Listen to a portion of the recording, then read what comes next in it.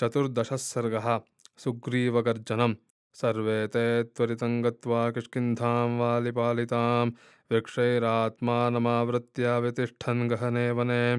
विस्तार्य सर्वतो दृष्टिं कानने काननप्रियः सुग्रीवो विपुलग्रीवः क्रोधमाहारयद्भृशम् ततः स निनदं घोरं कृत्वा युद्धाय चाह्वयत् परिवारैः परिवृतो नादैर्भिन्धन्निवाम्बरम् गर्जन्निव महामेघो वायुवेगपुरःसरः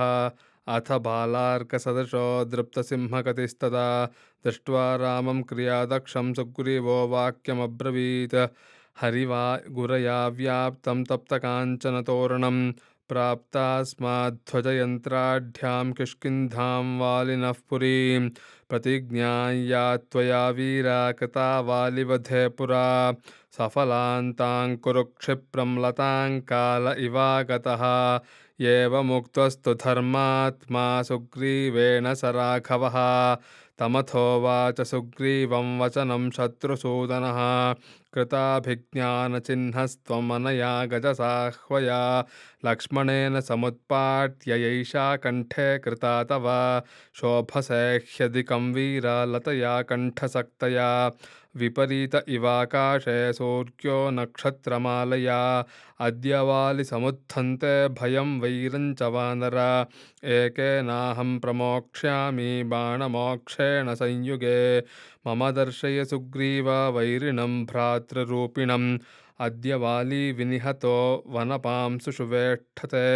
यदि दृष्टिपथं प्राप्तो जीवन् स विनिवर्तते ततो दोषेण मागच्छेत् सत्यो गर्हेच्छमां भवान् प्रत्यक्षं सप्तते साला मया बाणेन दारिताः तेनावेहि बलेनाद्या वालिनन्निहतं मया अनृतन्नोक्तपूर्वं मे वीरे कृच्छ्रेऽपि तिष्ठता धर्मलोभपरीतेन न च वक्ष्ये कदाचन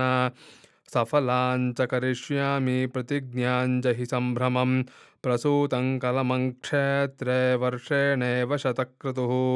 तदाह्वाननिमित्तं त्वं वालिनो हेममालिनः सुग्रीव कुरुतं शब्दं निष्पतेद्येन वानरः जितकाशीबलश्लाघी त्वया चाधर्षितः पुरा निष्पतिष्यत्सङ्गेन वाली सप्रियसंयुगः रिपूणां धर्षणं शूरामर्शयन्ति न संयुगे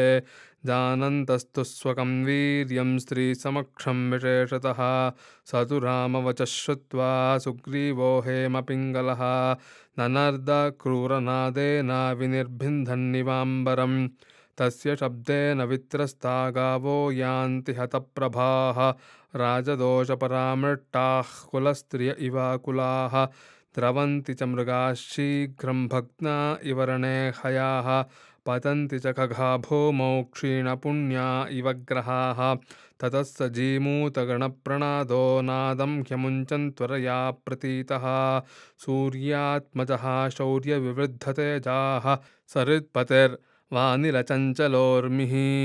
इत्यार्षे श्रीमद् रामायणे वाल्मीकिये आदिकाव्ये चतुर्विंशतिसहस्रिकायां संहितायां किष्किन्धाकाण्डे सुग्रीवगर्जनं नाम चतुर्दशः सर्गः। जानकीकान्तस्मरणं जय जय राम राम।